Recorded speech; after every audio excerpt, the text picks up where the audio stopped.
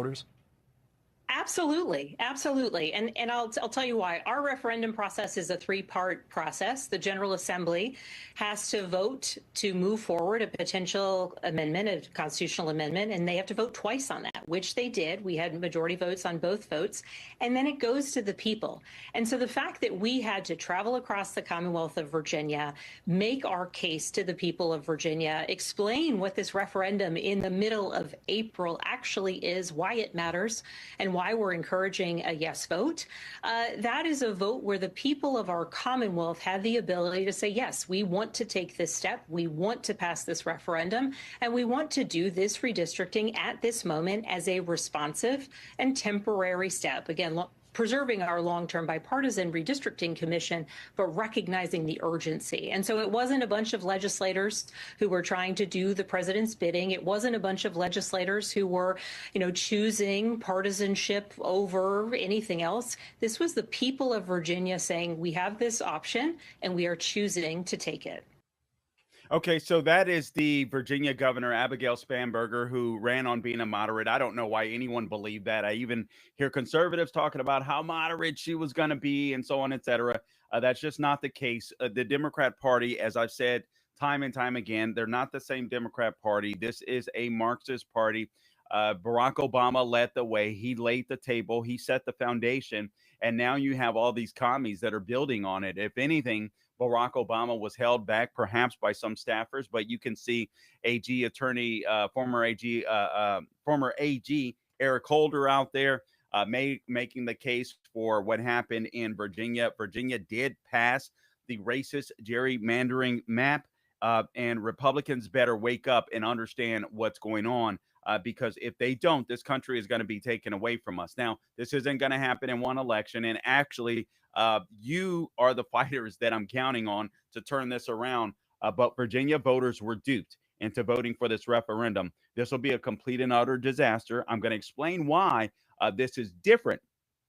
And this is different from what you saw happening in Texas and what you saw happening in some Republican states. And I know, so of course you're gonna say that you're a conservative, you're a Republican. No, but I'm gonna give you the straight up truth on this stuff. You are listening to the Carl Jackson Show. This is your dose of freedom. This is your dose, your daily dose of objective truth in a world of confusion and lies. I was trying to go with one moniker, and I can't decide. I like them both, so I'm just rolling with it. So I've got so much that I want to talk with you or talk to you about today. Um, Obviously, what happened in Virginia with this gerrymandering vote. I want to talk about what's happened, what's been exposed with the Southern Poverty Law Center. I always knew that they were a left wing organization that were a quote unquote hate group themselves. I mean, they frame Family Research Council, Focus on the Family, all of these Christian organizations as hate groups. You guys might remember that this one guy, I can't remember if he was gay or not, but he went in to shoot up the Family Research Council in Washington, D.C. He bought some Chick-fil-A meals because he wanted to make his message known. He was fighting against Christians, these hateful Christians. Never mind the fact that you have a lot of trans terrorists out there and so on, et cetera. I mean, it's just absolutely insane. But the Southern Poverty Law Center has been exposed, and we'll get into this as well later in the program. They've been exposed because they've been paying white supremacists in order to perpetuate racism to justify their organization's causes. That was a lot of words, but we will break that down. The latest and what's happening with Iran. Listen, this ceasefire isn't going to happen. I've told you time and time again. You cannot negotiate with terrorists. It's just not going to happen.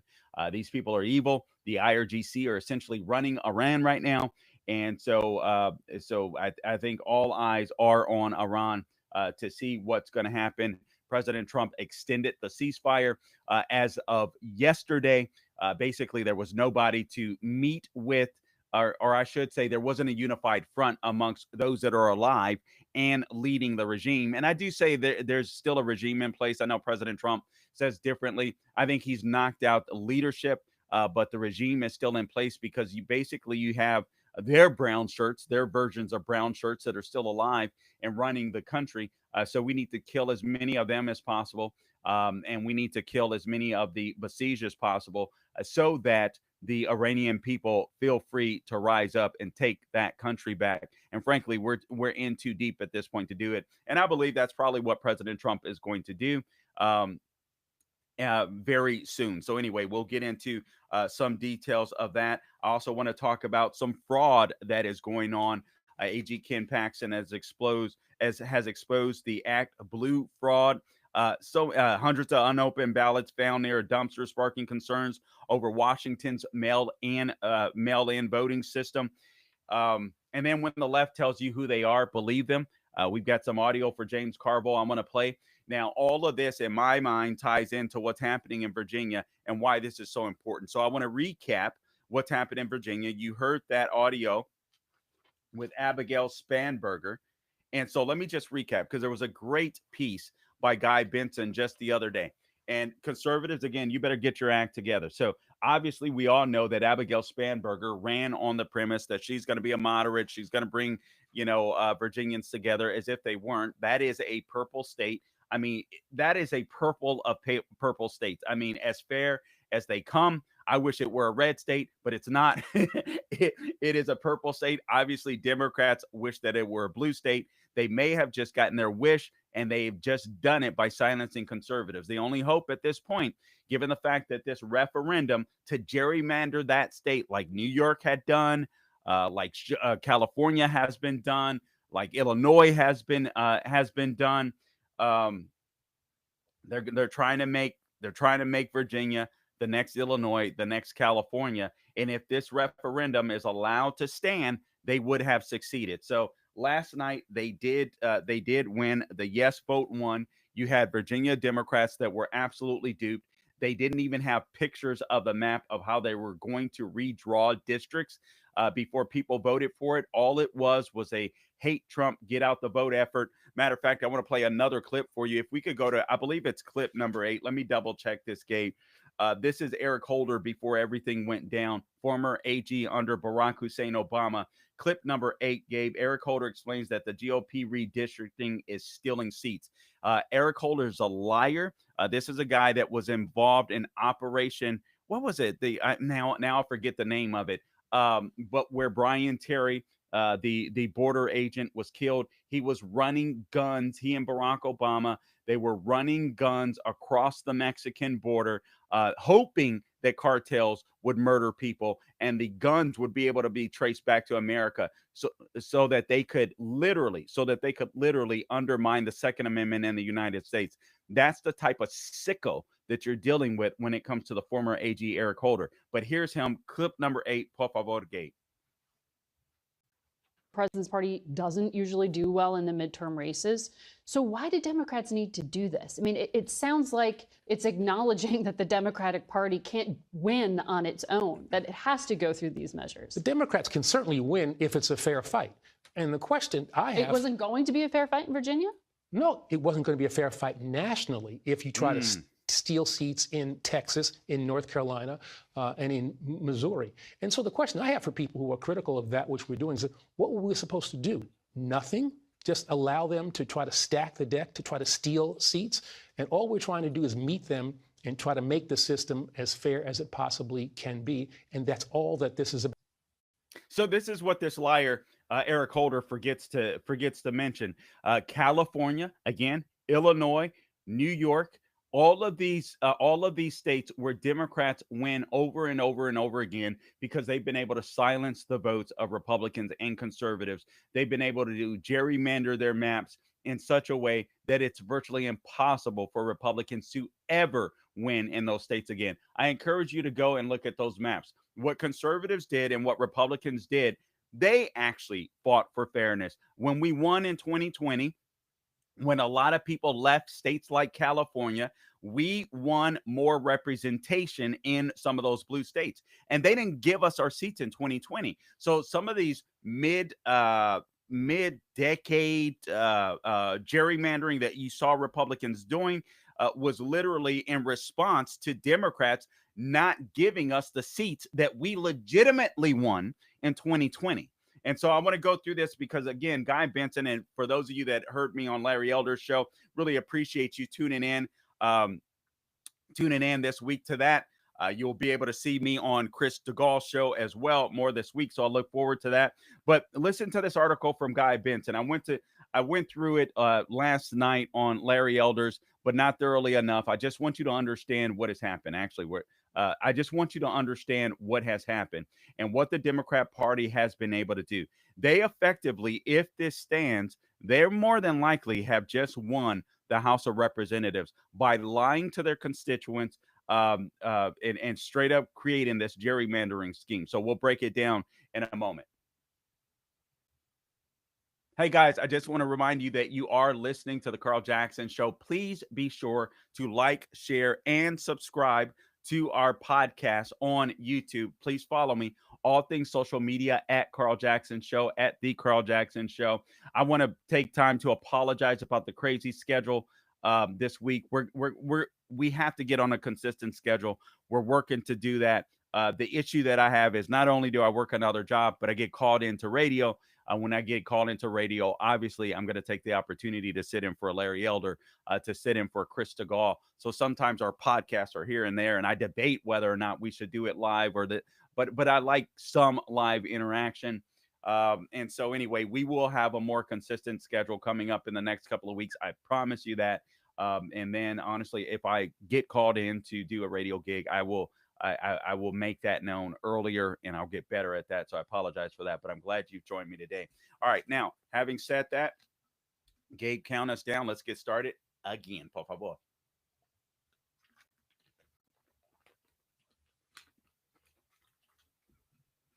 Okay, so now we're talking about what happened in Virginia, and this is a complete and utter mess. And Republicans need to, I mean, it's time for Republicans to get a backbone. I'm going to be talking about election fraud here. I got this in my form. I got so much stuff here in my formerly fingerprinted fingertips. It is crazy. We got to talk about what's happening with the Save America Act. John Thune is kicking that to the side. We got to talk about what's happening with the Southern Poverty Law Center. That is a huge story out today, because what Republicans are fretting about is, okay, the economy isn't great as we want it to be. The economy is going to get better. The regulations or the deregulation that you're seeing with the One Big Beautiful Bill, you're going to start feeling that. And the One Big Beautiful Bill, listen, it could have been better, but it's so much better than anything Democrats would have put forward. Quite frankly, you have a president in President Trump, whether you like him or not, that you know he wants you to do better. You know that he wants America to succeed. You know that he wants America to be the dominant force and the most powerful country in the world, and also the most affordable and prosperous country in the world. Democrats do not want the same thing, hence this gerrymandering map. Democrats always talk about racism. They talk about fairness. They talk about affordability.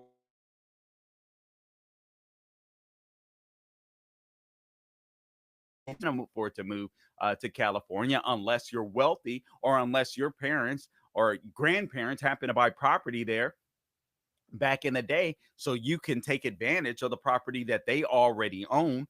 That's the only way you can afford these places. It's absolutely insane. And yet they always pretend like, all right, you vote for us, racism is going to end. Oh my God. Like it hasn't already. Predominantly things are going to be more affordable. And then they get in and they do exactly what Mamdani did, and they do exactly what Spanberger did. They raise taxes. They do everything opposite of what they said they're going to do. But we shouldn't be surprised by this. We shouldn't be surprised by this. As a matter of fact, actually, I'll play that momentarily. James Carville admitted it. I'll play the audio later. Do I have it in my sack of brilliance here? Yeah. Let me just read what James Carville said. I think we have the clip, but let me read it. James Carville.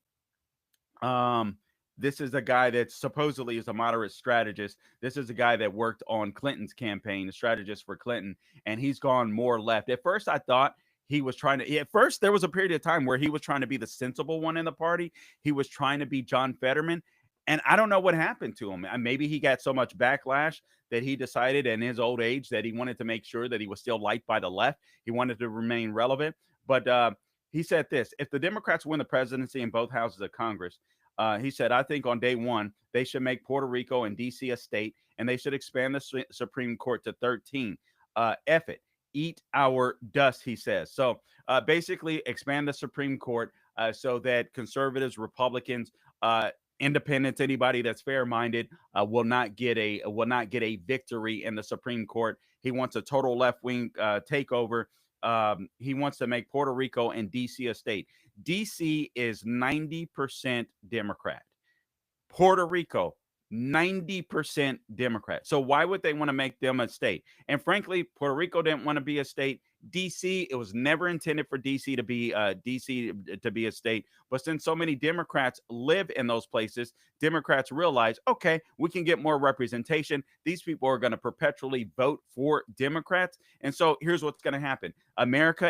All of America is going to become like California. It is going to be a one nation, one party rule across the entire nation.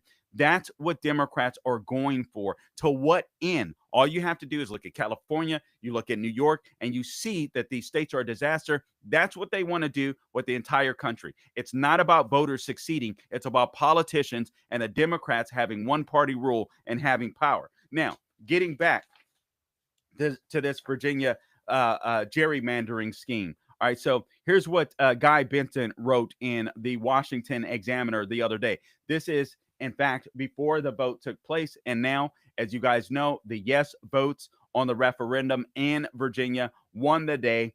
And this is a sad day, in my opinion, for America, just to reiterate. So here's what he wrote. Many legal observers believe the process is tainted at every level. This is right before the election. All right. Having breached legislative rules, state law, and Virginia's Constitution itself. So the only remedy at this point for what happened in Virginia to be reversed is for the state Supreme Court to step in and reverse this. Let me go back to something he said earlier. Basically, Virginia Democrats rammed through a snap election, meaning they just said, let's create an election out of thin air. We can gerrymander the seats right now so that we can win in 2026 in the midterms, take the House. That was the goal. So this was just initiated just weeks after they took full power in the state of Virginia. So Democrats in Virginia, they have the governorship, they have the state house, the AG, they have the state Senate. They run everything, and they've decided to run roughshod. A lot of people voted for them, and the only reason a lot of people voted for Democrats, because as you recall, the Democrats in Washington, D.C. staged a shutdown intentionally to hurt the working class voters, government voters in Virginia, so that they would vote in a special election. I forget the special election at that time for Democrats, and they ended up doing that. So the goal was to make Trump's economy that was doing better bad, make job numbers bad, so Democrats will get more power. So Democrats are willing to punish their voters in order to retain power for themselves. This is the modern day Democrat Party. So he goes on to say, just weeks after they took power in Richmond, they tried to change the state constitution, redraw Virginia's congressional maps prior to the midterm elections. So they want to do this before the midterm elections. According to recent judicial rulings, they violated the law in barreling through this process, but the Supreme Court decided not to weigh on this until they saw what was happening with the election. And now we know that the yes votes won. They barely won. I mean, they poured millions and millions and millions of dollars into this campaign, and they barely won. I wish I could say the same for the Republican. I don't know where the Republican Party is. God's the honest truth. And that's not the case. Obviously, we have some fighters. So I don't want to sully the entire Republican Party. But God Almighty, understand where we are right now. This is insane. So again, many legal observers believe the process is tainted at every level, having breached, again, legislative rules, state law, and Virginia's Constitution itself. So now it's up to the high court to assess what is happening here. The only way my concern is this. It's a purple state. Maybe the Supreme Court in Virginia is sensible. I don't know at this point in time. But can you imagine the pressure that's going to be brought upon these Supreme Court justices? Democrats are seeking to uproot an overwhelmingly supported amendment ratified by Virginians just 6 years ago. So just 6 years ago, Virginians, a purple state, voted for an amendment, for a referendum that would make sure that the state was basically fair, that the state was basically evenly split, that the state was basically purple. All right. And so they stripped the redistricting authority away from the politicians, and they gave it to an independent bipartisan commission. All right. And so here's what that referendum read in 2020. And I'm going to compare it to the referendum that just won the day in last night in 2026. But here's the referendum that was just passed, again, 6 years ago in the state of Virginia. Here's how it reads. Now, it's a little long, but you can understand it if you follow closely. Quote, should the Constitution of Virginia be amended to establish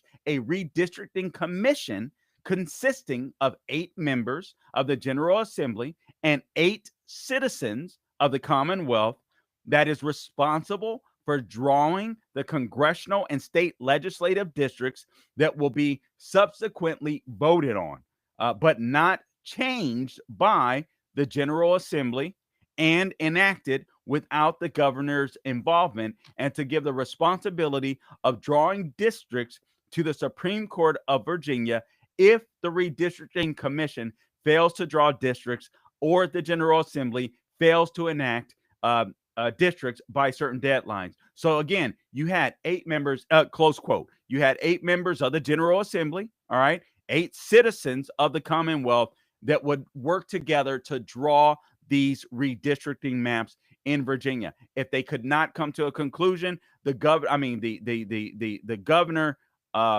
would eventually sign the bill, but the Supreme Court of the state could step in at that point. They bypassed all of that.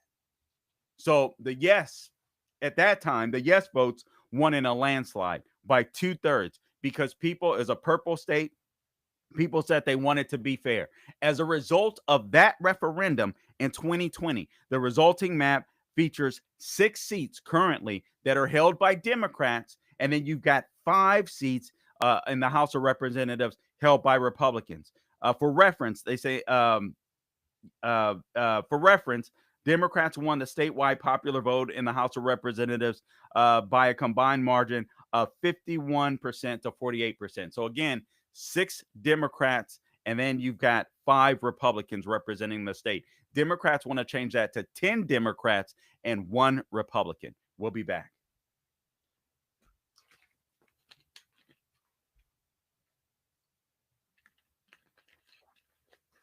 All right, guys, I'll wrap this up on Virginia.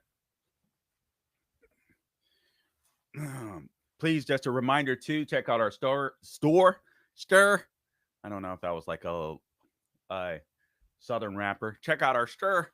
But CarlJacksonStore.com, CarlJacksonStore.com, and MyPillow, promo code Carl, MyPillow.com, promo code Carl, MyPillow.com, promo code Carl. All right, we certainly appreciate that, all the help that we can get. And now let's go back to the being duped here. the Virginia dupesters. Okay, we'll wrap this one up, and then I've got more that I want to talk to you about as well, including what's happening with the Southern Poverty Law Center. This is a big deal. This is a huge deal. All right, so now let's get to that. Por favor, Gabe, let's count it down. Actually, let me take a quick swig, then let's count it down. All right, let's do this. All right, welcome back. Guys, all right, listen. So again, I just talking about what's happening in Virginia. This is a huge deal. This is a big deal. Republicans better learn to fight, and they better learn to fight quick. Not only do we need to win this conflict in Iran, and we need to do it as quickly as possible. We need to get gas prices down and all this kind of stuff. But beyond that, we need you to still be involved. We need you to call your congressmen. We need you to call your senators. This cannot stand. This cannot stand. Let me just go through some of the things that, again, we're talking about the Virginia referendum that passed, Democrats were able to dupe their voters into voting for a racist gerrymandering gerrymandering scheme, excuse me, in the purplest, the most I don't even know how to say it, the most purple state probably in the entire union, the most fair, split down the middle state in probably the entire union. All right, in the state of Virginia, where in Northern Virginia you got a bunch of liberals that work in the DC area. So they're going to vote for big government for the most part, and a bunch of lefties there. But and then you have the rest of the state that are more Republican leaning, independent leaning, moderate leaning. I mean, it's absolutely insane. So the new map, again, as I was saying before the break here. So the new map or the old map was representative of five Republicans, 6 Democrats in the House of Representatives. 51% split to 48% split. The new map Democrats have drawn up, they didn't even allow it, according to Guy Benson, a Washington Examiner, and I believe he lives in the Virginia area. I'm not sure, but I believe he does. But the new map, he says, drawn up, they didn't allow the new map to be displayed to voters. Voters essentially didn't know what they were voting for. Apparently, they had pictures of Trump, like vote yes, to fight back against Trump. This was crazy. All right, so now the balance of power will be shifted from 6 to 5. Again, 6 Democrats, 5 Republicans in the House of Representatives representing the state of Virginia, to 10 Democrats and 1 Republican representing the state of Virginia, if this thing is allowed to stay.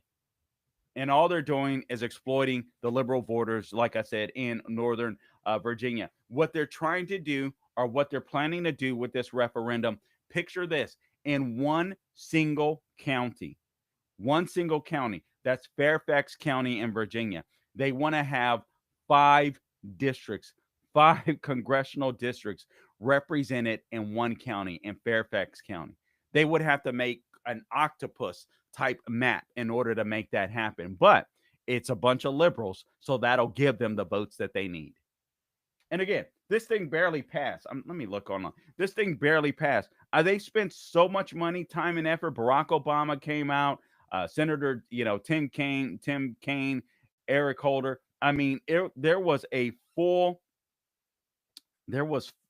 basically a full force, if you will, representation on this particular fight, on this referendum. Where's it at? Where are the numbers? But they barely won it, I think, by like 2 points. Oh man. Okay. Anyway, of course the website would go down when I'm trying to check it. But anyway, they barely won it despite all the effort and money. So I wonder if Republicans would have just spent a little more time. Guy Benson goes on to say, we also know that some of these new districts, which actually look really ridiculous, were explicitly drawn for individual named politicians. So they had individual named politicians already in mind that could run in these new districts. And again, they did it in the name of fairness. That's what Eric Holder was saying. This isn't about being fair. We know that Democrats aren't. Frankly, I don't think Democrats could win a lot of these seats without cheating. They couldn't keep the state of California without cheating. Did you guys know there are more Californians represented, more Republicans and conservatives represented in California than every other state? The reason why Republicans can't win in California is because they have gerrymandered maps, and they have, on top of that, they have that jungle primary where the top 2 candidates, whether they're 2 Democrats, whether they're 2 Republicans, that are highly unlikely, although Republicans may have a good year this year, Lord willing. Please vote for Steve Hilton in California.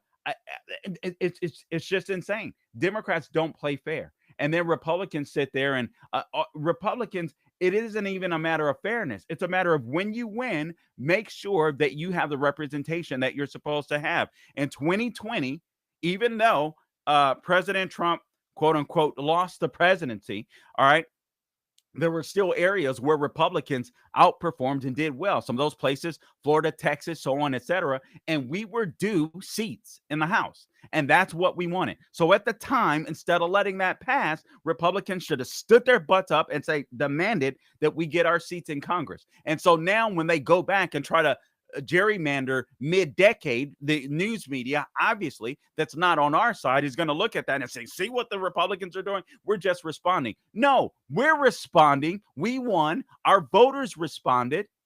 You guys have already gerrymandered New York, Illinois, Massachusetts, California. Now, let me read you the verbiage from 2026. Compare it to, even though it was kind of long in 2020, compare this to 2026. Tell me if you know what the heck they're talking about. So this is what the Virginians voted on this week. Should the Constitution of Virginia be amended to allow the General Assembly to temporarily, now look at what they've done already. There were 8 citizens, right, of the Commonwealth and 8 members of the General Assembly. Not anymore. Who's the General Assembly? Democrats totally run Virginia now. Governor, AG, lieutenant governor, they totally run it.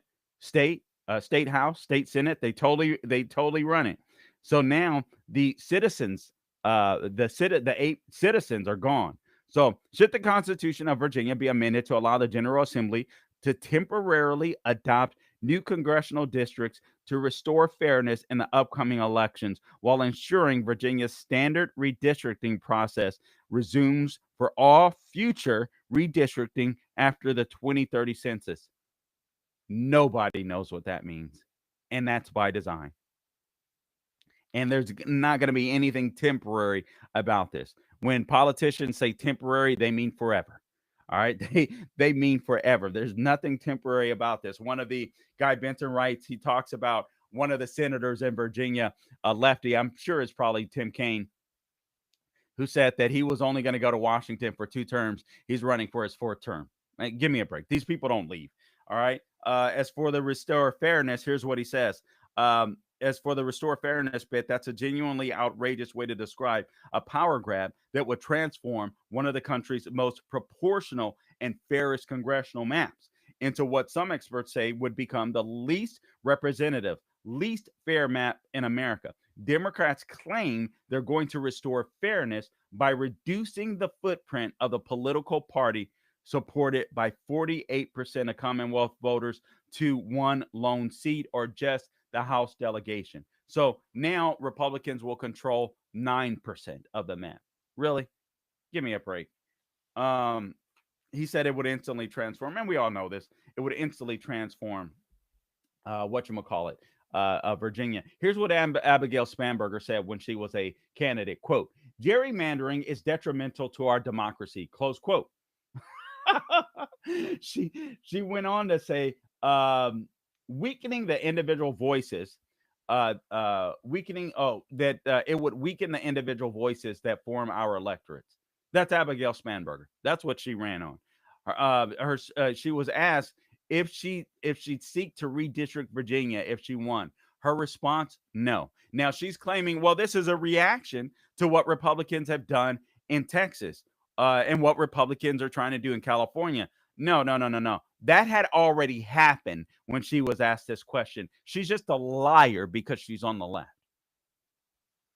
Man, this is just crazy. Also, here's to bring up Texas. This is what Guy Benson writes. Spanberger pretends this is about leveling the playing field. Basically, he's repeating what I just said, quote unquote. After Texas engaged in mid-decade redistricting to gain up to 5 new red-tinted congressional districts. She blamed Trump, quoting him as saying he's entitled to more seats. As we've covered previously, Benson writes, this tendentious tale requires ignoring the fact that New York Democrats went first. The Census Bureau's admitted and inexcusable counting errors in 2020 robbed red states of at least half a dozen, so 6 seats, to which they were indeed entitled, and California Democrats had retaliated tit for tat against Texas already. So they're just doing this for a power grab. Not to mention, Indiana and Ohio decided to stand down. Indiana and Ohio are entitled to more seats. They decided to stand down. So this is what happens, Indiana and Ohio. You want to play nice. You want to play nice. This isn't about playing nice. This is about being fair.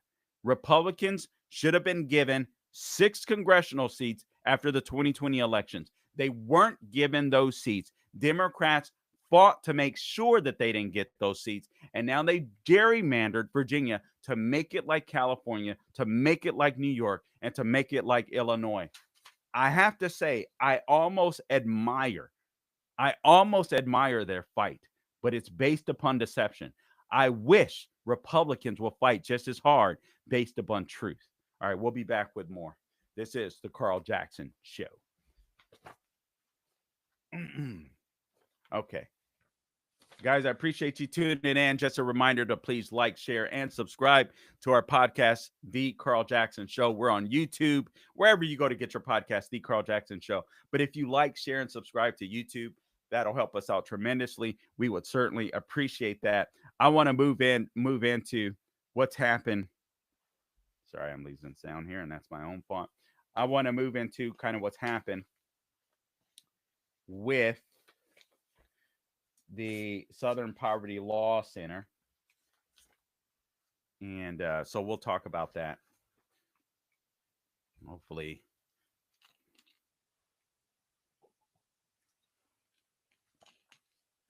This is big news for the day. And this is some of the action we've been waiting for, quite frankly, forever. That's finally coming to fruition. It's sad that it's taken this long.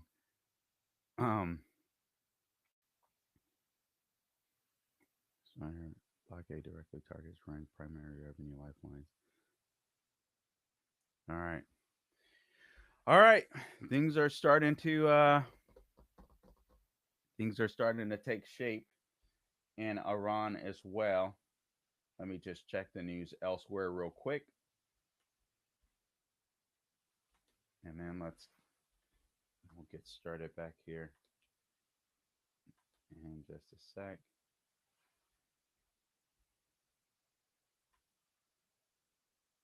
All right.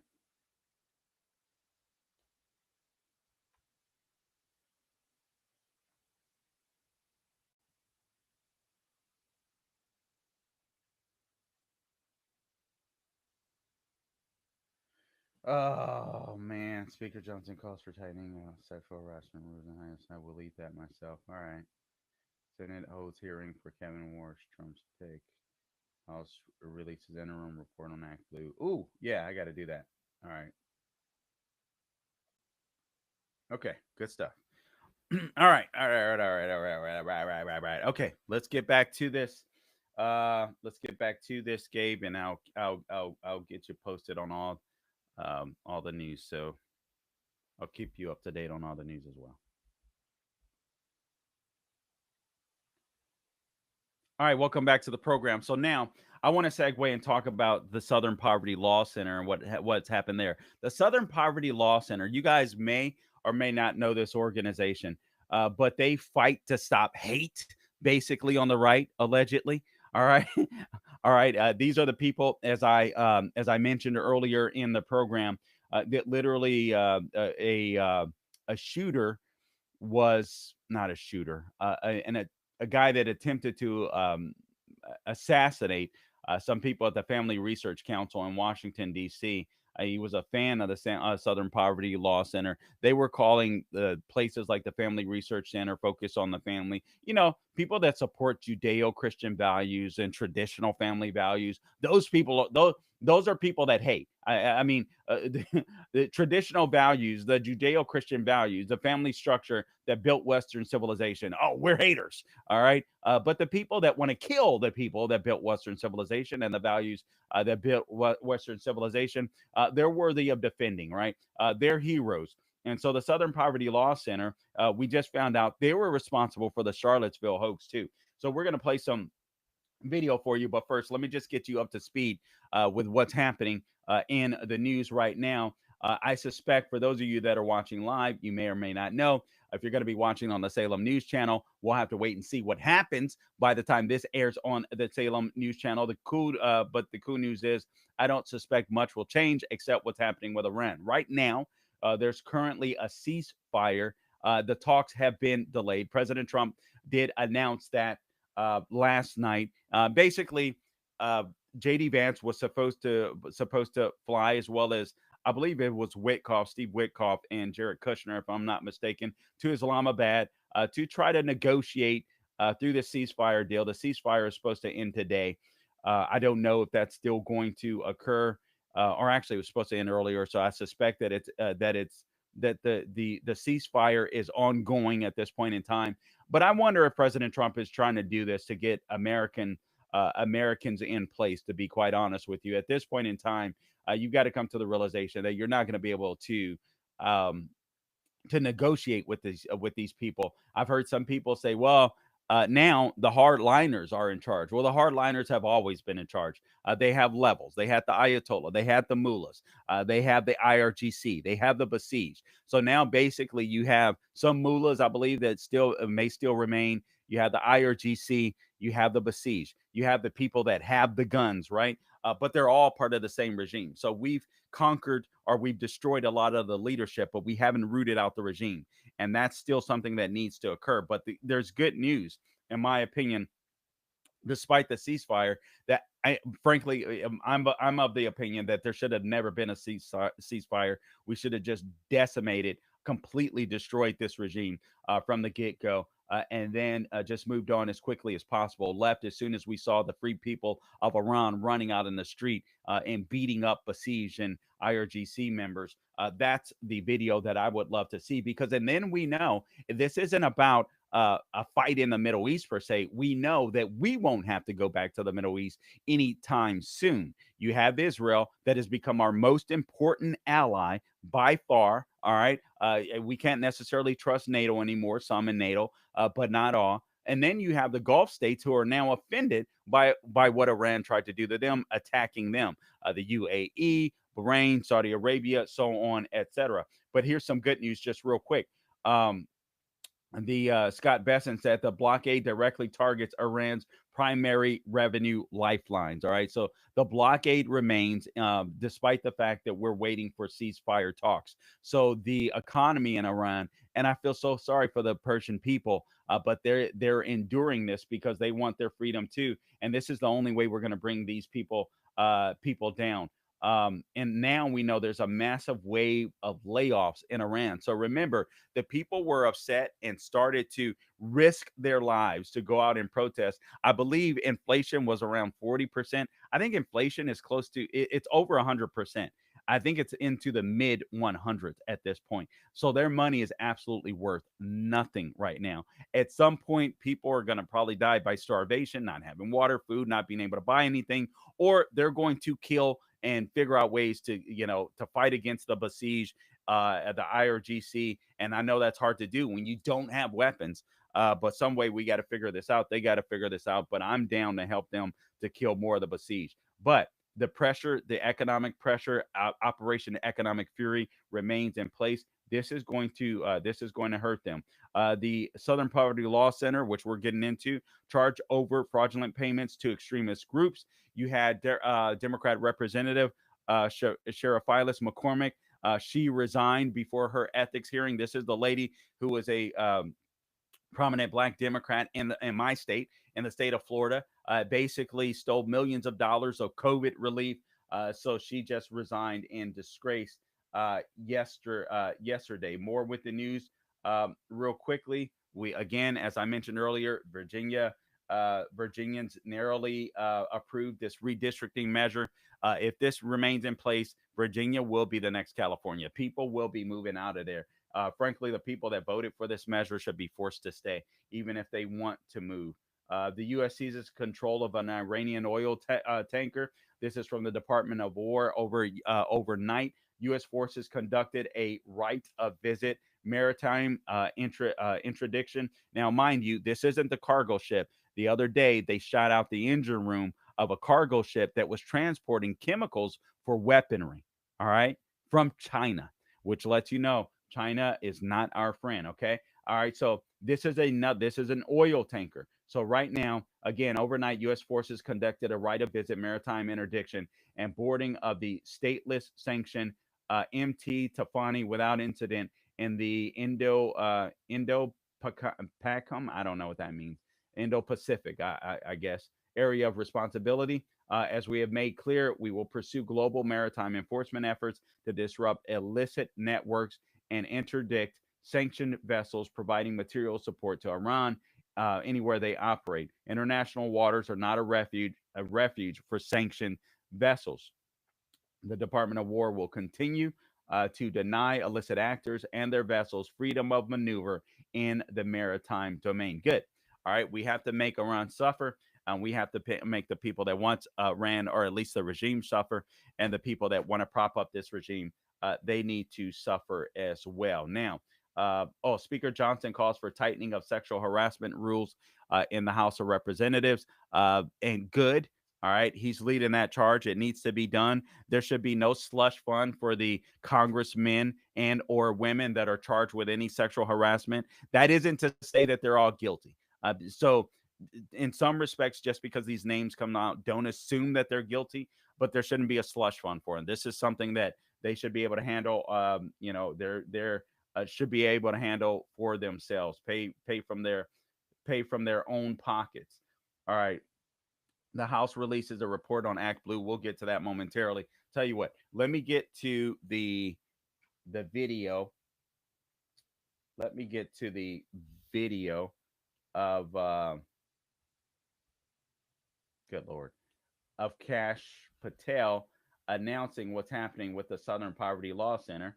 And right now, I can't find it, Gabe. I may need your help here playing some of these. Give me just a second here. Forgive me. I left the page and now I can't seem to find it. So let me reopen this. But basically what's happening at the Southern Poverty Law Center, basically they've been charged with fraud over payments. Actually, I'll just give you the skinny. We'll play the videos because we have to take a break in just 2 minutes. It'll be a short break, 30 seconds or so. But let me just give you the skinny here. This is from the Epoch Times while I pull up my cut sheet here. So the Southern Poverty Law Center was indicted on federal fraud charges that accused it of illegally raising millions of dollars to pay informants and white supremacists and other extremist groups. All right. And an Alabama grand jury returned an indictment on April 21 with 11 counts of wire fraud, making false statements, and conspiracy to commit money laundering, according to the DOJ. So again, Southern Poverty Law Center, far left-wing group, claiming to be fighting against the haters on the right. And these guys were paying white supremacists and extremist groups. The indictment covered the years from 2014 through 2023 and alleged that the Southern Poverty Law Center paid at least $3 million to at least 8 informants affiliated with the KKK, the United Klans of America, the Nationalist Socialist Movement, Aryan Nations affiliated Sadistic Souls Motorcycle Club, the National Socialist Party of America, and the American Front. So let's get this straight. The group that's fighting against racism, the group that's supposedly, allegedly fighting against hate, was paying the KKK, the United Klans of America, the National Socialist Movement, Aryan Nations, Sadistic Souls Motorcycle Club, the National Socialist Party of America, and the American Front. A bunch of racist organizations, but they're calling Trump racist. One of the SPLC's paid informants was a member of the leadership group that planned the Unite the Right protest in Charlottesville. These fools set up the Charlottesville hoax. That's the Southern Poverty Law Center for you. More on this on the other side. This is the Carl Jackson Show. Oh, my God. Oh.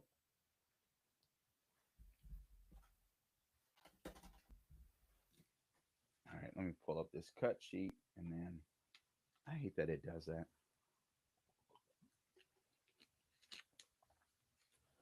All right.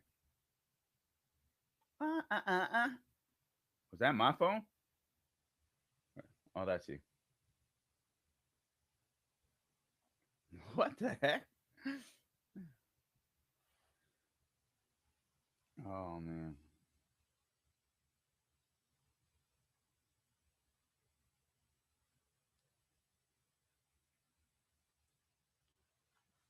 Okay. UK has got pummeled in the house. All right, I need to react to these. I'm like, 1 minute.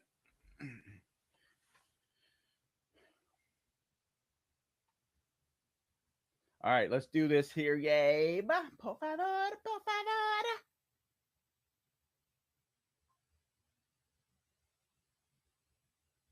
Okay, we can start with, we're going to play cuts. We can start. We can come right in with cut number 40, por favor.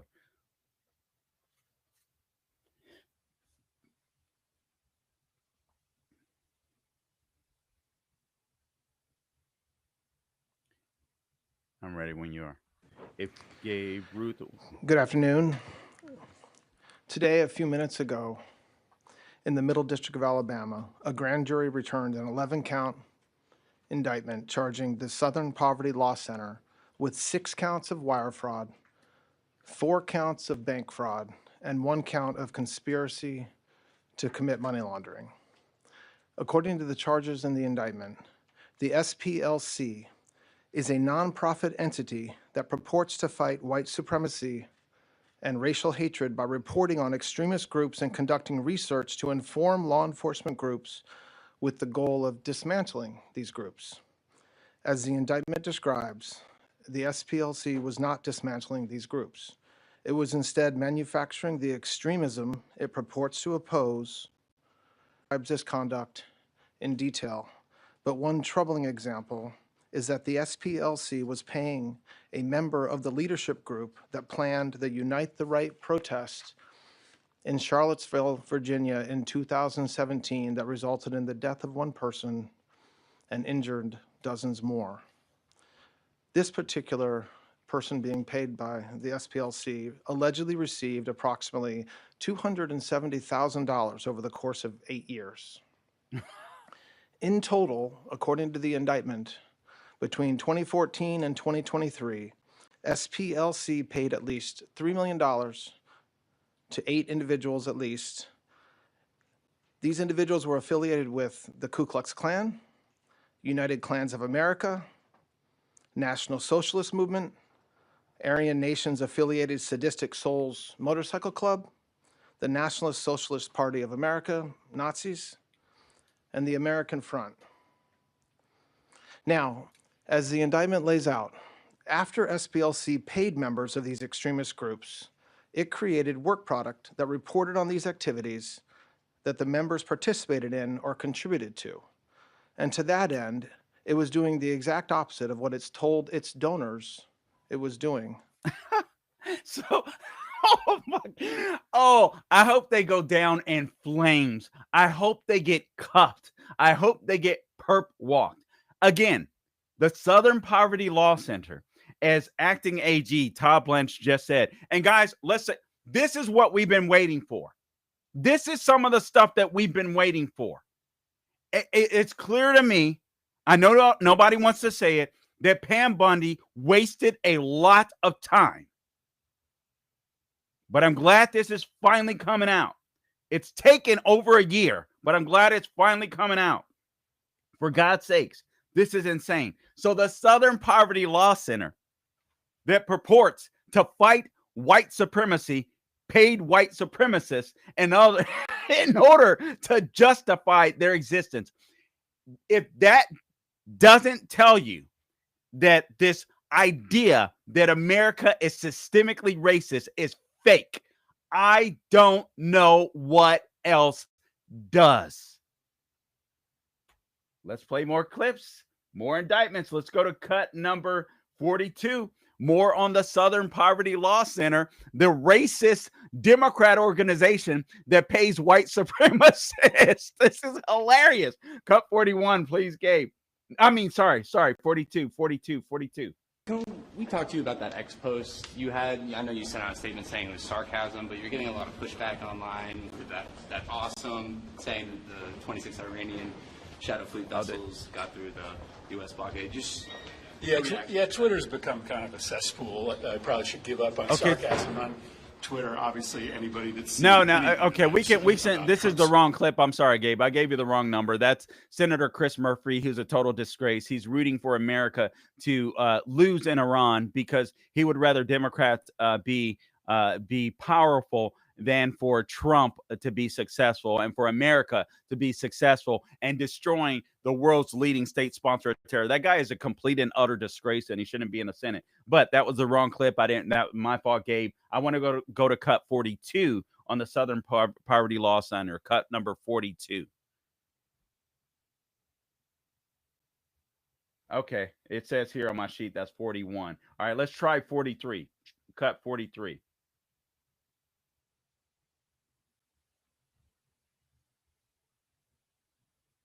Here today is to announce what the general just told you. The Southern Poverty Law Center, in a massive sweeping indictment, has been charged with allegations of fraud and using the banking system to perpetrate that fraud. I just want to talk about a couple of brief things here.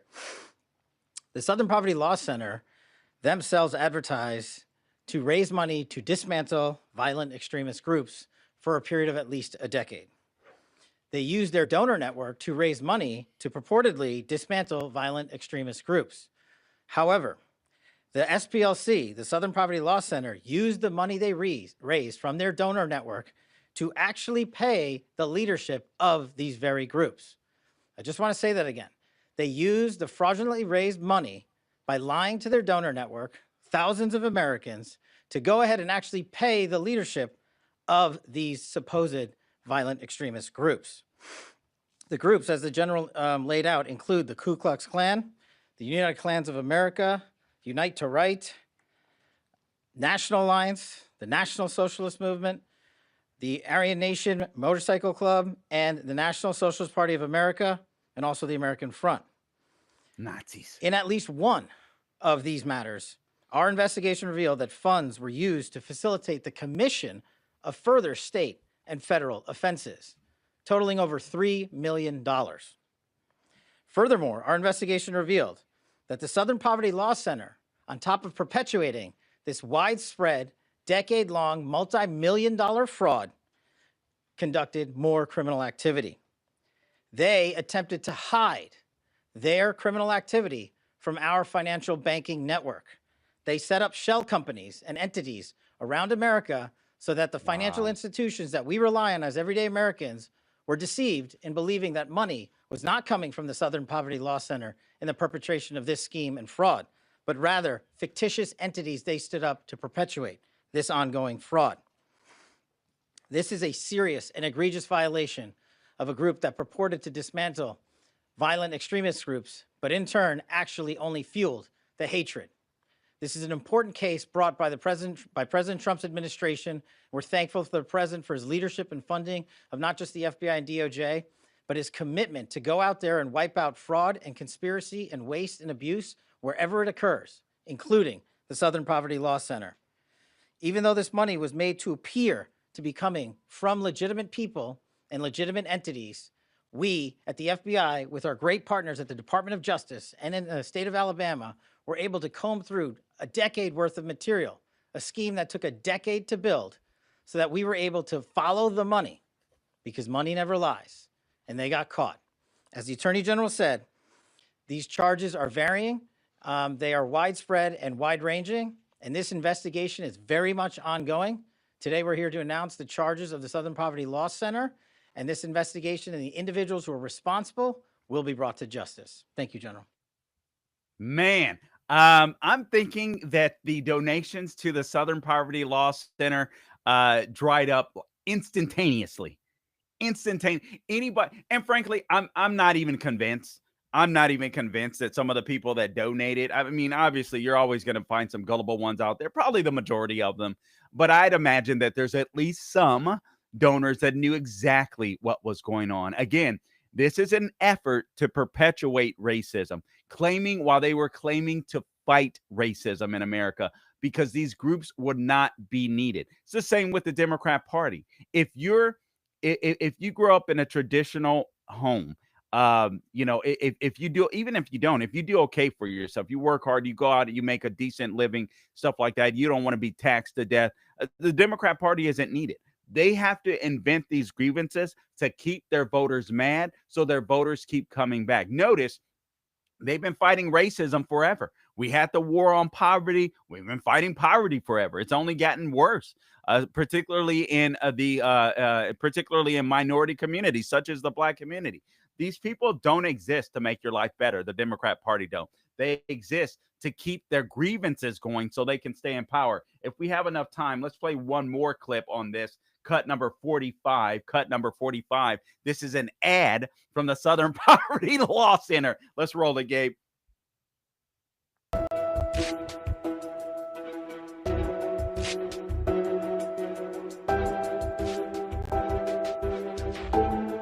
Okay.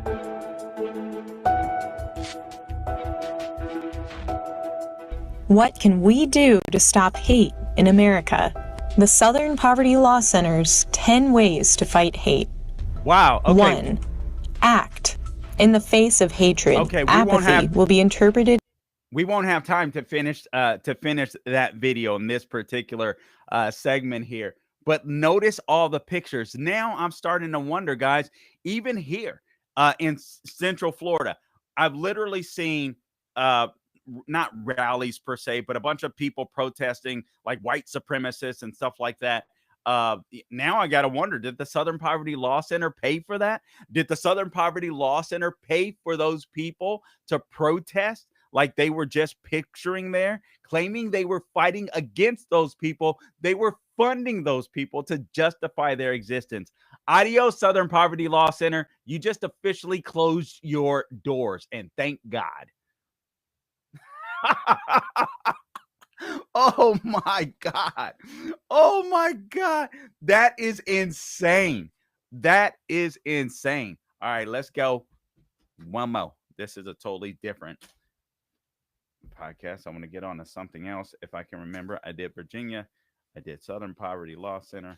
Let's talk about let's talk about the SAVE Act. I haven't even gotten into election fraud.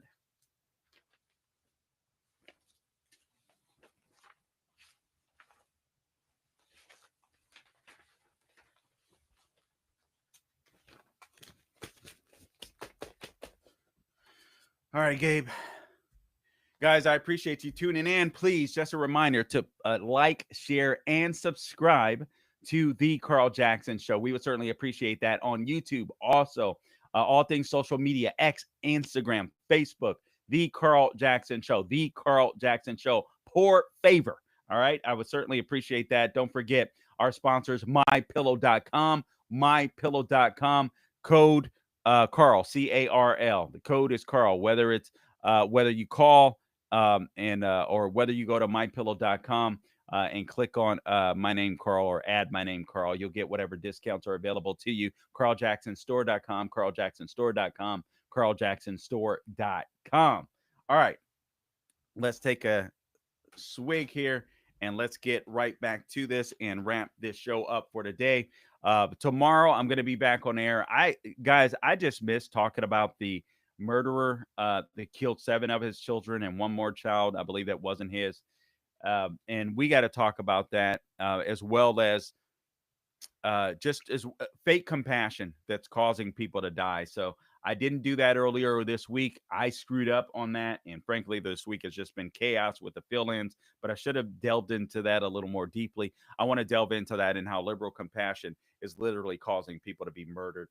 In that case in Louisiana, that sad case where that guy murdered his children, it was a case of DEI murder in a sense.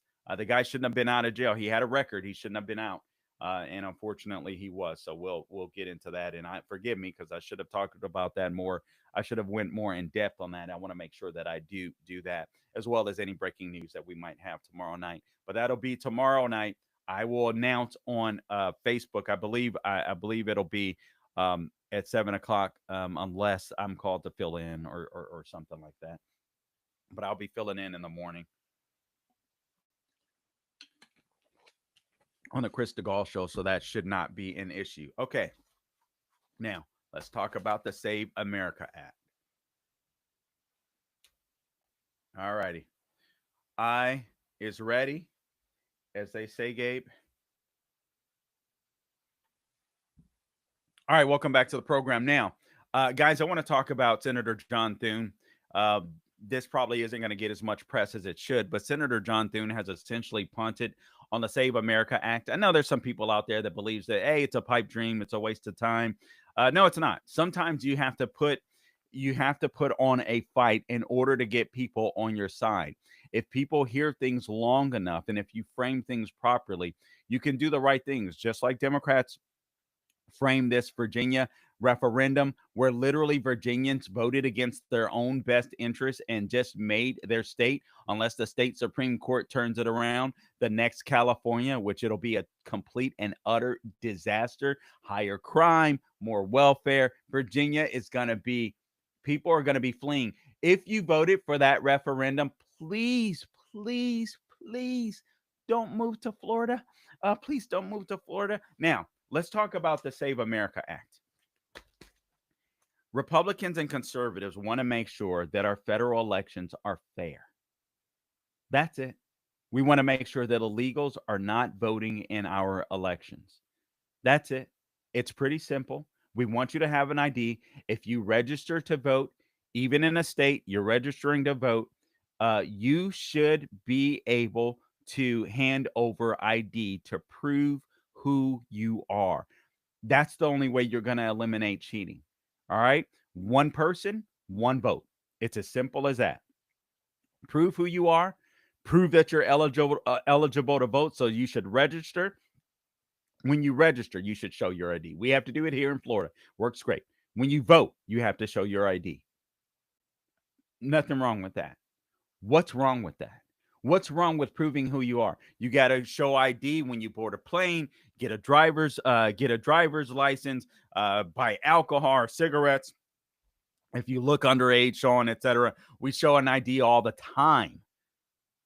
Why not for voting? One of the most important acts you can do as an American citizen. So Senator John Thune has basically decided to punt on the Save America Act.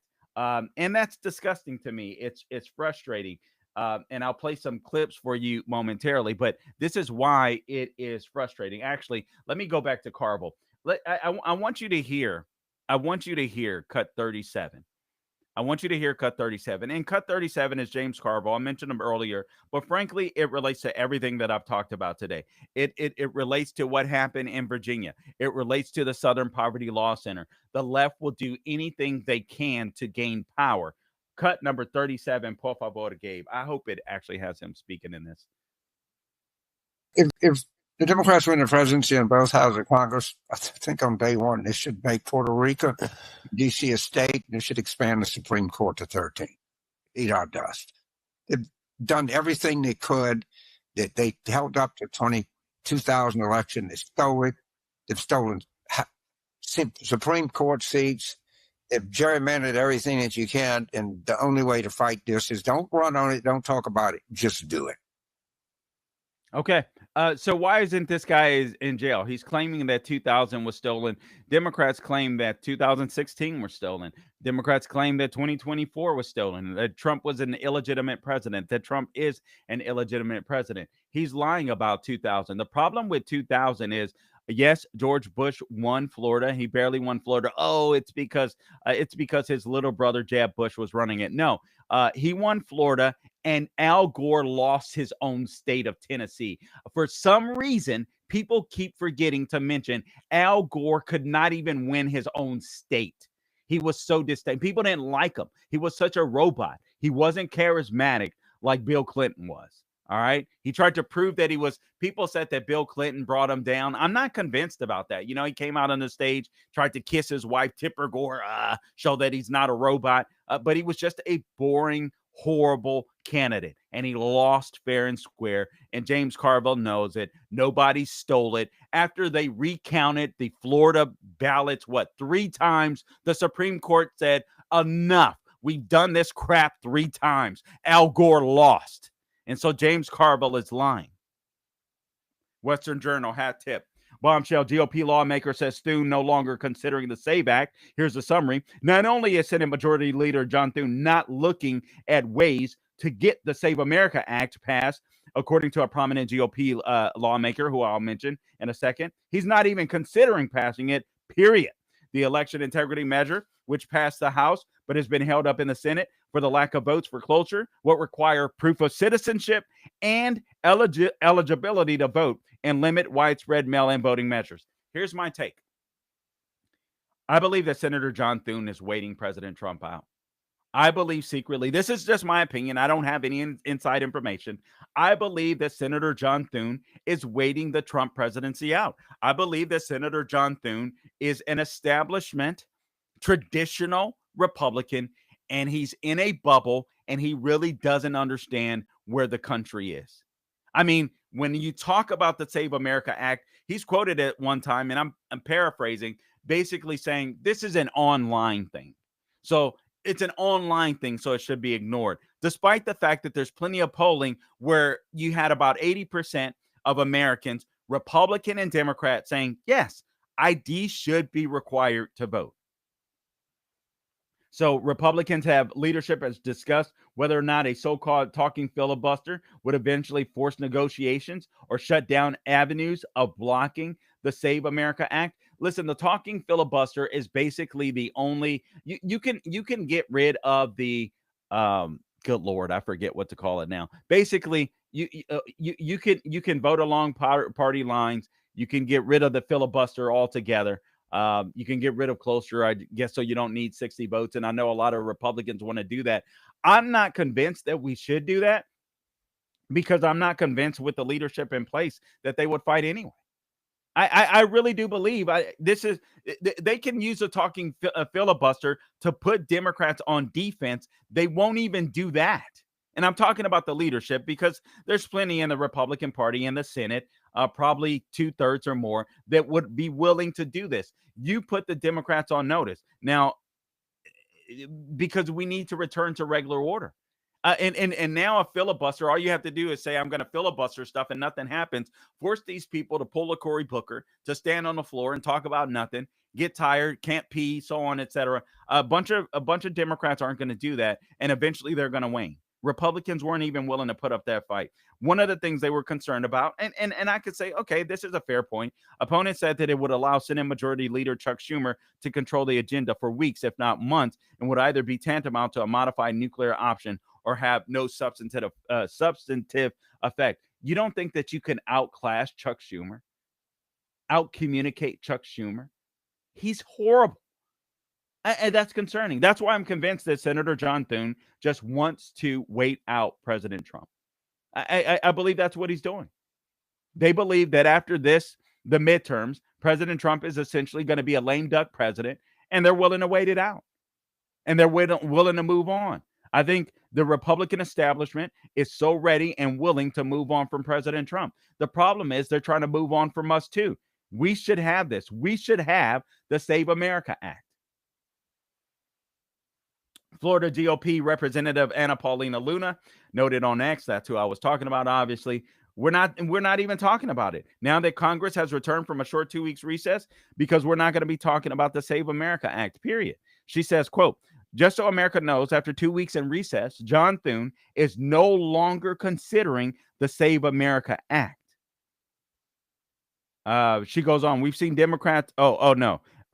This is Thune. Thune said, we've seen Democrats contort themselves every which way to justify opposing the common sense policies in this bill. This is how he was allegedly fighting for it earlier, just words. Going back before this statement. Since the Senate has returned from recess last week, Thune has spoken in favor of the bill. Epic Times, right? No, Western Journal, I'm sorry. But mostly in terms of how those gosh darn Democrats keep thwarting efforts to have it put to an up or down vote, not subject to the filibuster, despite the popularity of issues like voter ID. So again, his quote, we've seen Democrats comfort themselves every which way to justify opposing the common sense policies in this bill, but he's not doing anything to fight for it. Again, polls show that 80% of Americans support voter ID. Majorities of Americans in both parties support this common sense requirement, but among Democrats here in the Senate, it's a different story. I'm sure Democrats have spent the last few weeks claiming that they support voter ID, but when it came time to vote on a reasonable standalone voter ID proposal, every Democrat opposed it. So that's John Thune's idea of putting Democrats on blast. He goes on to say the American people know what an ID is. I guess we're still waiting for Democrats here in the Senate to figure it out. Western Journal goes on to say, however, Thune has spent most of the past week focusing on tax issues, which he should. All right, that's fine. And the Democrats' DHS shutdown, which he should, but he should also focus on this because this is long term. People should not be allowed to vote in our elections if they can't prove that they're American citizens. And I'm going to give you some examples of fraud that is going on that is absolutely outrageous right in our face to prove to you that we need this Save America Act. You are listening to the Carl Jackson Show. Some people are fighting against it. Texas AG Ken Paxton, Harmeet Dillon, got some news for you on that front. You guys stay tuned. You're listening to the Carl Jackson Show. Man, I should have had the clip by Harmeet Dillon. Maybe we do have that clip. Please, please, please, please like, share, and subscribe to the Carl Jackson Show on YouTube. Por favor. Por favor. Also, X, Instagram, Facebook, everywhere you can find me on social media. I would certainly appreciate that. I try to respond to as much as I can. Okay. Kamala Harris says black women need to be more selfish. They're not already enough. So crazy. These people are crazy. Okay, let's get back to this, Gabe. Por favor. We can ramp this up in a segment or so here. I just want to give these people some examples of some election fraud that's occurring,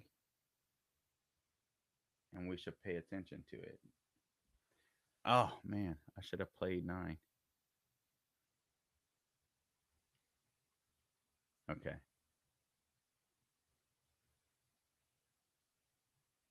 All right, let's do this. Yes, sir. I want to play a couple clips for you. And we're talking about how Senator John Thune is basically punting on the Save America Act because he doesn't care that 80% of Americans, in a bipartisan fashion, which they claim they like, right? It's just proof positive that a lot of the people in Washington, D.C. don't listen to the people. They don't really care about listening to the people. They love having their power. They may call it, Republicans may call it traditionalism. They make it's the establishment. All right. These people think that they know better than you. And sometimes Republicans are, in my opinion, are just as guilty in perpetuating fraud. And in this case, it's not that they're dirty. It's just that they're isolated. Maybe they're feckless. I want to play a clip from you. This is Representative Mike Lawler, a Republican in New York, going back and forth with Tommy Lahren of Fox News. This is cut number 11, Gabe.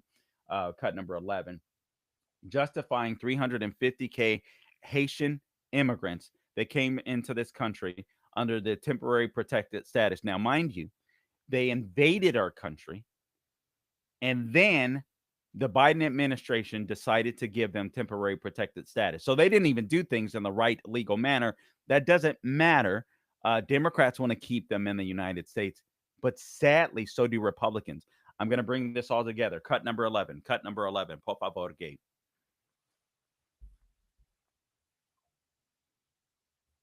Saw the result, a disaster at our southern border, Congressman, and Joe Biden allowing them all into our country. Congressman, I totally understand what you're saying. I understand, Congressman, what you're saying here, but correct me if I'm wrong. It sort of sounds like you're saying that we must keep the world's people protected in this country until the world's problems are solved or until we go and solve the problems of other countries. That's not what I said. You said that we need to manage the hemisphere. We need to fix Haiti before the Haitians go back?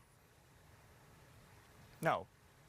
President Trump is saying we need to address the problems in our own hemisphere.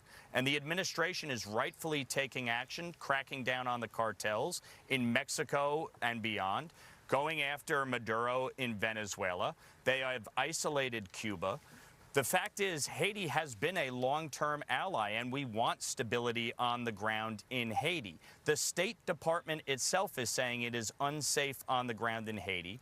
You have over 100,000 people working in our healthcare system to support Americans. This is not like they're just sitting here doing nothing. They are working in our healthcare system. I am saying deal with this realistically, deal with it based on the merits of the situation. Every one of these cases should be heard. If somebody does not qualify and should not be in this country, the administration should move to deport them. If they are on TPS, revoke their TPS status. It happens every day. These cases are heard by an administrative judge, and that should continue. But for the people who are working in particular in our healthcare system, what I am saying is allow them to continue working while their case is heard. So if TPS is ended by the Supreme Court, I'm done with this guy. I'm so over this representative. I'm so over this guy. So 350,000 Haitians are that came in, have temporary protected status. I believe what he may be doing is he may be mixing people that came in legitimately with the people that didn't and were given temporary protected status anyway under the Joe Biden administration. Perhaps that's what's going on. But here's the problem with this. President Trump, yes, he wants to fix the Western Hemisphere. It doesn't mean that legitimate claims of amnesty or legitimate claims of temporary protected status should remain in play. And not all of these people should sit in front of a judge. When it came to Barack Obama deporting people, he was willing. The reason why his numbers were so high is he didn't have a bunch of left-wing radicals and a bunch of moderate Republicans stopping him. Basically, he was given the authority to deport people. All they had to do when it came to Barack Obama, is this person illegal or not? That was their court case in essence. It's not a regular court system. It's specifically designed for immigration where, okay, citizen or not, okay, he can go. I mean, it's quick. It's not like these people need to get an attorney going for. I feel like this is what these people, including on the right, are advocating for. Meanwhile, here's what we have to worry about. Oh, and I want to talk to you about the Mamdani Act. Hat tip, post-millennial, election fraud. Mail-in ballots, hundreds of unopened ballots found near dumpster, sparking concerns over Washington's mail-in voting system. So a box containing hundreds of unopened Washington state ballots was reportedly discovered on the ground next to a dumpster behind a strip mall in Renton, raising serious questions about ballot handling and election security. The article goes on. Washington State Republican Party Chairman Jim Walsh said a concerned citizen brought the ballots to the GOP's Bellevue headquarters after finding them discarded. Quote, earlier today, a concerned citizen contacted me and came and dropped off at the Bellevue headquarters a large box of ballots, Washington state ballots, specifically King County elections ballots that were mailed to people and never received, close quote. So presumably people could grab these and fill them out. We had this issue here locally. A Democrat came out at one point in time. I interviewed her when I first started this podcast, and she was admitting that what the Democrat Party did to defeat her as a Democrat is they did mass mail-in voting at the time. It was during the COVID era, and these ballots would go to different houses, some houses that were abandoned even in her own neighborhood. And then these people would come and collect. They would send people to come out and collect them. If they needed help filling them out, they would have homeless people filling them out. And the reason why she knew is because she was sent several ballots and they came to her door to follow up, not realizing that she was one of the candidates on the ballot. According to Walsh, who made the video while sitting behind the stacks of ballots in the state GOP office in Bellevue, the individual discovered the ballots after noticing a suspicious box near a dumpster. Quote, the concerned individual found these ballots in a box on the ground next to a dumpster behind a strip mall in Renton. Washington described the contents as hundreds of ballots, quote unquote, spanning multiple election cycles. Quote, he looked in the box, saw it was ballots, hundreds of ballots. many from the 2024 general election, but others from 2025, 2023, 2022, basically multiple Washington elections between 2022 and 2025. The ballots were reportedly addressed to voters who use private mailbox services, meaning they may not have been delivered directly to individuals. Of course not. Quote, when a ballot, this is from Walsh, when a ballot is mailed to a voter in this state, that ballot is supposed to either be delivered to the voter or returned to King County elections. That didn't happen here. Basically, I could go on, but you get the gist. You get the gist. So hundreds of unopened ballots. Guys, in elections where sometimes, and I realize this is Washington, but sometimes where elections can be decided on the margins, we can't have this massive mail-in voting system. The only way, or the only areas where mail-in ballots should be ballots, should be used. This is simple. If you happen to be a military man overseas, if you happen to be disabled or injured to a point where you can't get to a polling place, I'm fine with that, as long as there's some way, like we do in the state of Florida, to make sure to secure your identity. If you're traveling, if you're out of the country, that's on you. You should not be getting a mail-in ballot. I mean, that is absolutely insane. Here's another. This is from AG Harmeet Dillon, or Assistant AG for Civil Rights, Harmeet Dillon. This was on the Daily Signal. And she was on Sunday Morning Futures with Maria Bartiromo, claiming that federal officials discovered tens of thousands of dead people and non-citizens on voting rolls. So the Trump administration sued multiple states for failing to turn over voter rolls to the DOJ, which is seeking to ensure compliance with the National Voter Registration Act, the Help America Vote Act, and other federal laws aimed at protecting the right to vote. Dillon told Bartiromo that even in states trying to comply with the laws, issues concerning voting eligibility were still being identified, she says. Quote, here's what she had to say. States are not in compliance, even those ones who want to. So for the ones that we've run so far, 60 million records that we've run, we found at least 350,000 dead people currently on the voter rolls in those jurisdictions, and we've referred approximately 25,000 people with no citizenship records to the Department of Homeland Security to look at. Dig into that further and see the extent to which people voted, close quote. She goes on to tell Bartiromo, I'm in touch with voting rights activists who are showing me information about people who have voted, who are not American citizens. So the left told us this never happens, and it's a myth.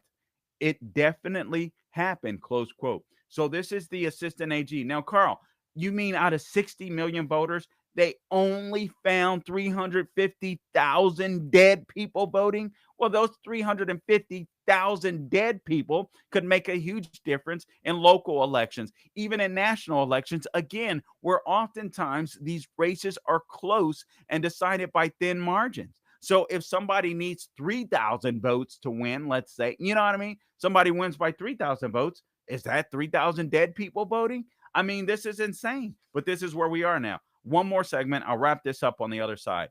Gabe, we can get right back into this.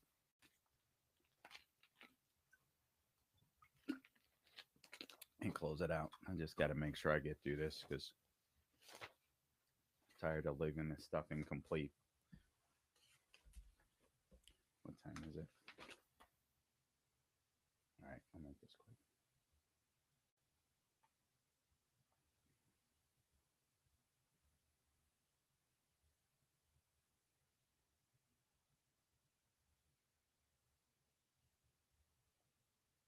Ouch.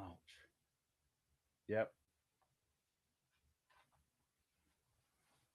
All right. So again, getting back to this issue of election fraud and why it's so important that Senator John Thune doesn't kick the Save America Act to the curb is it's not just going to be dead voters, right? We have to worry about what 10, 12, 15, 20 million people that the Democrats intentionally let into this country for the purpose of securing their power. That's why they're here. They didn't allow illegals to flood America so that they could have a better life. Because remember, these illegals are going to impact your life. You're going to have to pay more taxes because they're going to be using your schools. They're going to be taking up hospital beds and space, so on, etc. They're going to be competing for rent. Much of the rental market, much of the reason for the higher rental market is illegal immigrants. You have illegal immigrants that are coming in. Maybe it'll be a lot of them in a rental. Maybe it'll be a couple or a family in a rental. But that's a rental property that could be going to an American citizen. And when you have a flood of people coming into the United States of America, you have demand that goes up for rentals. What's going to happen? Landlords are automatically going to boost the rates. The Save America Act is important. We shouldn't have illegals. We shouldn't have dead people. We shouldn't have excessive mail-in ballots. I mean, this is insane. It's like, I don't understand why Republicans don't understand the fight in front of them. Yet, I say this, and at the same time, I'm like, because commies do on the left, I got to vote Republican, but we got to hold their feet to the fire. You can call John Thune. You can make sure that he knows 202-224-3121. Ask for his office to make sure he knows this isn't just an online thing. We need the Save America Act in California. AG Ken Paxton gets it. Now, I understand that he's in a race to be the next senator in Texas, going against John Cornyn. I know he's got a past, but he's also done some good things. And Texans, from more I hear, they're willing to kick John Cornyn to the curb because John Cornyn in the past has supported amnesty. All right. And I'm sorry, we can't amnesty these people. You got, what do you have? 6 House Republicans that voted to block the Trump from enforcing immigration. You heard Mike Lawler. You got Don Bacon of Nebraska. You got Maria Elvira Salazar, who wants full-on amnesty for the people that came in under the Biden administration. Carlos Jimenez, Nicole Maliotakis, which I actually really like her, from New York. So this is obviously, she must believe that her seat is in danger. But I'm sorry, we can't capitulate to these people. We got to get these illegals out of here, or people that defrauded the system, or people that invaded the country. And then the Biden administration, without vetting these people, gave them temporary protected status. They didn't vet any of these people. They just let them in. Now, listen to this. Ken Paxton. AG Ken Paxton sues this from the New York Post, sues ActBlue over alleged rampant donor fraud on major Dem donation platform. So AG Ken Paxton of Texas sued ActBlue this week, alleging, quote, rampant donor fraud on the fundraising platform that helps funnel more than $16 billion to Democratic campaigning causes. So Republicans, actually, midterm donations seem like they're going pretty well for Republicans. Seems like they don't know how to use it effectively. I mean, it seems to me they could have ran some more ads, making sure that people weren't confused in the state of Virginia, and to make sure they put out these fires before we head into the midterms. But nonetheless, I digress. The lawsuit filed in Tarrant County Court points to a New York Times report on ActBlue that led Republican committee chairman to claim the platform provided misleading statements about its fraud vetting. So ActBlue, according to this, accepted contributions from users without demanding a card verification voter for credit, debit, or prepaid gift cards before January 24 that allowed, quote, foreign nationals and other ineligible persons to make unlawful contributions to federal and state candidates. ActBlue went back to accepting them. Okay, so you guys all know that little CVV code in the back of your credit card, debit card, that little 3-digit number. Basically, I'm assuming that I'm not assuming. Actually, I know based upon this. What happened was you would get people that would buy gift cards. You can go to a local grocery store, get a Visa gift card, get some type of gift card. You can use that instead of your credit and your debit card. You don't have to identify who you are. You could be the same person. If you max out, let's say you max out, you have enough money to max out in donations, you can go get one of those Visa cards and max out again. Or if you're a foreigner, if you're Iran, if you're Russia and you're China, and you want a weakling like Biden to remain in place, so that if you're China, you can take over Taiwan and you can continue to bolster your own power in our hemisphere and the Western hemisphere. If you're Russia and you know that Democrats are weak when it comes to foreign policy and you want to invade Ukraine, you want Joe Biden to win, you want Democrats to win because Democrats will turn on our troops. And you want them to, you want Democrats to win. You would essentially just perpetuate this level of cheating, this type of cheating. Act Blue's law firm, Covington and Burling, is it Burling? Yeah, Covington and Burling came out, the attorneys, and informed Act Blue officials in early 2025 of last year that it could be, quote, alleged that Act Blue accepted and or facilitated the acceptance of foreign national contributions into American elections, close quote. That's their law firm. Well, guys, I mean, based upon what we're seeing as your attorneys, it could be alleged, wink, wink, that Act Blue accepted and or facilitated the acceptance of foreign national contributions into American elections. So if you hate Trump, if you hate conservatives, if you hate the Republican Party, if you hate what Charlie Kirk was doing with TPUSA and getting young men and women that love America, patriots, out to vote in elections, how do you curtail that? Maybe foreign nationals that want to see America's demise?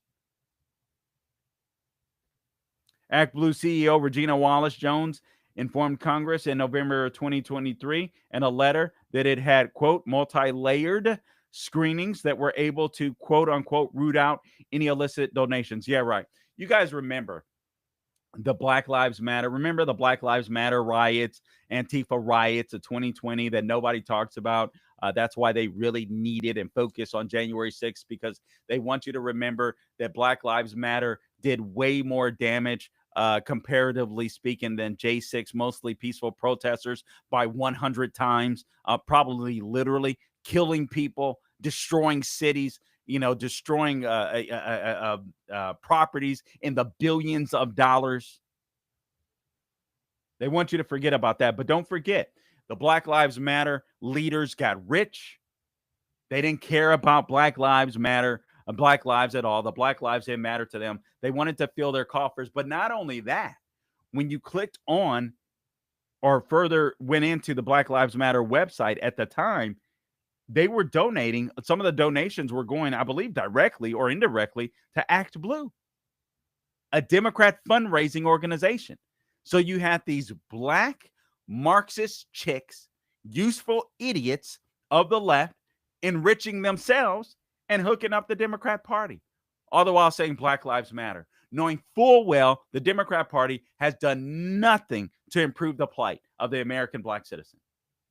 In June of 2025, the platform's new counsel, Detroit LLP, also stated Act Blue, quote, work to build and strengthen its platform while implementing procedures designed to prevent its potential misuses. Additionally, investigators from Paxton's office, as recently as February of this year, made 3 donations on Act Blue using false identities and prepaid gift cards, and were still able to make it to the DNC committee and to Texas state officials' campaign accounts per the suit. So they haven't put the safeguards in place. They don't want the safeguards.